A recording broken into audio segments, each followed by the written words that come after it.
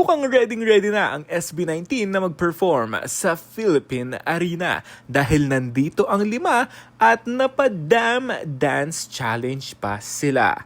Napakaganda dahil kitang-kita mo talaga na very excited na sila at they're gearing up for their first ever concert sa Philippine Arena. Malaking entablado ito, kaya naman may halong kaba of course, pero excited talaga sila.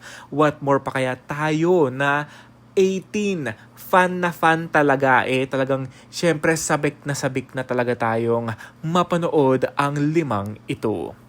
Sa March 15 na guys, 12 noon ang kuhaan ng ticket sa SM Tickets sa online, and may bagong package promos na ipinost si Kuya Yani and sa SB19 official na kung saan kung taga QC ka, taga Cubao, maganda ang package na yon. Narito naman ang mga komento ng mga 18. Ang mga percent na yan, energy daw yan. Si Stel, napakalaki daw ng energy, 100%. But wala daw energy si Ken. Energy lang ni Philip, kaya ko. Painumin nyo kasi si Ken ng kape ng 99% of sugar, kaya wala tuloy energy.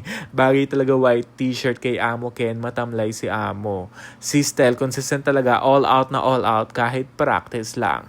Narito naman, may sakit pa ang paa ni Ken at that time na pumunta sila sa arena. Just for the info, baka ma-misinterpret na naman siya. O, tama naman yun. Ken, maawa ka naman. Pakita mo naman ang galawan mo.